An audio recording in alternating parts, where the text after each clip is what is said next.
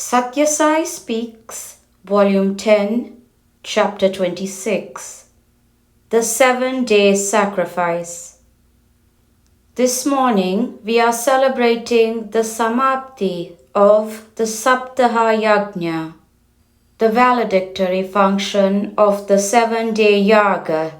Sama also means Brahman, and Apti means attainment. So it signifies not only the conclusion, but the successful conclusion of the sacrifice.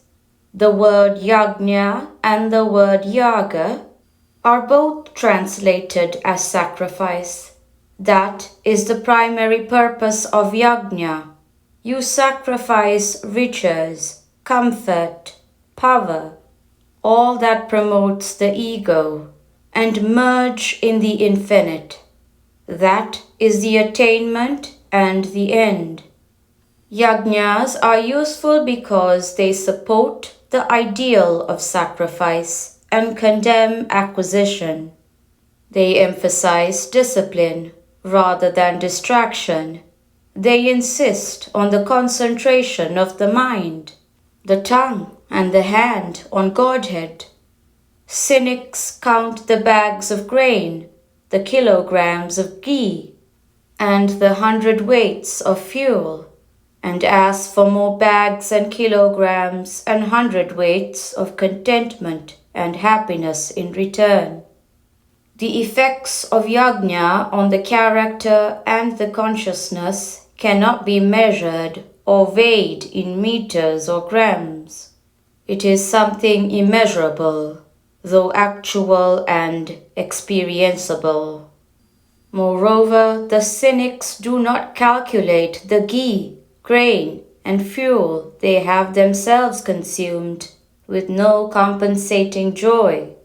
The grain and ghee offered in the sacred fire to the accompaniment of Vedic formula, these give returns thousandfold. They will cleanse and strengthen the atmosphere all over the world. Otherwise, the avatar will not encourage or revive these yajnas.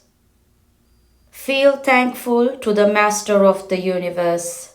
You say thank you when someone offers you a cup of coffee. How much more grateful should you be to God, who gave you this wonder-filled world to live in, and this elaborately equipped body to know it and use it for realizing the grandeur of the Creator of both. Don't you feel that the master of the house will be pleased when you give him due homage and reverence, obedience and honor? What then about the Master of the universe, the vast, unfathomable firmament, and the vast, inscrutable infinitesimal? Consult your experience these 7 days. That will convince you that the yajna is a very beneficent ceremony. You sacrificed your comforts. You sat and slept in sun and rain. You yearned for the joy derived from pleasing the gods and praising them. You bore it all because you had the armor of prema to save you from the rigors.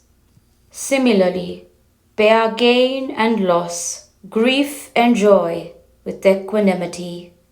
Prahlada had faith so deep-rooted in him that he never squirmed during all the torture that was inflicted on him.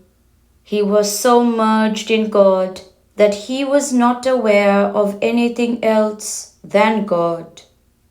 This yajna was gone through for the sake of Loka Kalyan, the welfare of the whole world.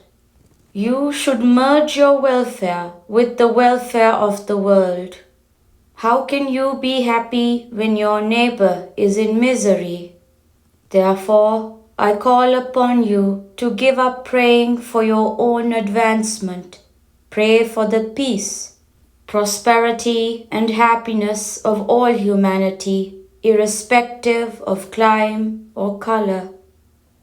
Strive for the health of the humanity. Pray intensely and with faith. Then grace will be showered on you. When the heart is soaked in love, it cannot be contaminated by egoism and its evil consequences. Just as you crave for physical health, which means health for the limbs of the body, you should strive for the health of humanity, which means peace and joy for all sections, in all nations. If you dwell in that wider outlook, you will start feeling less and less for your own troubles and worrying more and more for the troubles of others. That is the initial offering of yourself in the great yajna called living. The Emperor Aja of the Ikshvaku dynasty fell in love with the angel from heaven, Indumati. But when she suddenly left for heaven after a short time with him, he broke down and lamented his fate so agonizingly that the royal preceptor, Vashishta, had to console him, pointing out the absurdity of attachment and of fascination for such fleeting joys. He spoke to him of appearance and reality, of the relative and the absolute, of matter and spirit, and brought him to sanity.